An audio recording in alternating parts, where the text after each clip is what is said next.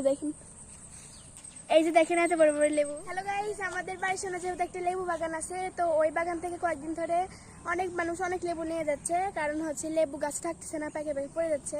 তা আমরা যাচ্ছি নিতে, চলেন দেখাই আপনাদের লেবু বাগানটা, চলেন।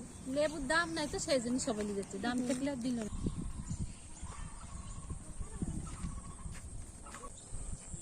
এইটা আমরা কিন্তু লেবু বাগানের কাছে চলে আসছি, দেখতেই পাচ্ছেন। আসেন, কি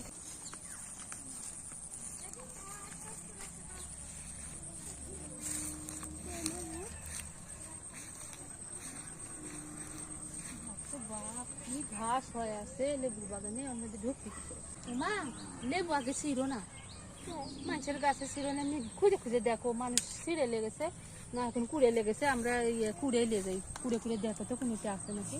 দেখো তো আম্মু কত দিক লেবু, বাপরে বাপ, লেবু এর মধ্যে পড়ে থাকলে তো কি করে ঢুকে যায়। দেখো লেবু বাগানের বাইরে চলে আসছে ডালগুলো, দেখতে পাচ্ছ? আম্মু দেখো এই লেবুটা কত পাকি গেছে। পাকি গেছে লেবু, তুমি নিয়ে এই ছিঁড়ে গেল, পাকা লেবু ছিঁড়ে গেল। এই যে দেখেন এত বড় বড় লেবু, লেবু পড়ছে ভিতরে, একবার দেখি হাতে তো।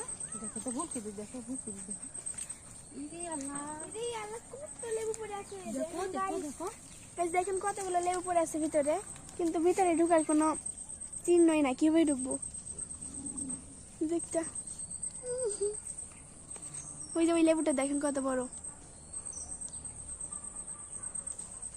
এই যে দেখেন ওটা হচ্ছে আমাদের বাড়ি, ওই যে আমাদের বাড়ি দেখতে পাচ্ছেন, এই যে এটা হচ্ছে আমাদের বাড়ি। ওই বাড়ি থেকে আমাদের লেবু বাগান কিন্তু অতটাও দূর না। এই দেখেন এটা হচ্ছে লেবু বাগান।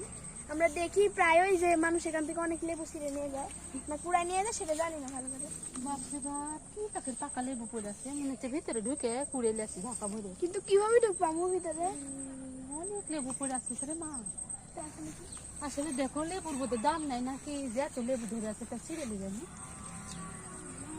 প্রচুর লেবু ধরে আছে। এই দেখেন এটা হচ্ছে পাকা লেবু, এই যে থাক থাক ছিল না, পাকা হলে আমি ছিল না। ছিড়বো না। এই যে এটা ছিঁড়ে গেল।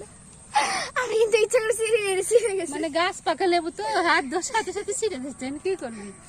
অনেক লেবু পাইকে আছে, এই যে এগুলো পাকি আছে, এগুলো হাত দেবো না, থাক এটা ছিঁড়ে যাবে। এই যে দেখেন এত লেবু ধরে আছে, লেবুর বাগানের কাছে আছে, লেবুর সেন্টে বাড়ি যাইতে মন যাচ্ছে না, এত প্রচন্ড লেবু ধরে আছে। ভিতরে অনেক লেবু ধরে আছে। আর পড়ে আছে দেখো কতগুলো, যাতাগুলো পড়ে আছে।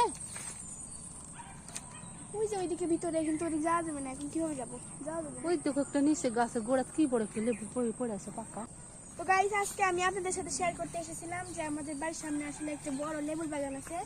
তো সেখানে কতগুলো লেবু আছে এবং অনেকে তো লেবু নিয়ে যাচ্ছিল, তার জন্য আপনাদের সাথে শেয়ার করলাম যে লেবু বাগানটা আসলে কেমন, লেবু বাগানটা আসলে কত সুন্দর, কত লেবু ধরে আছে।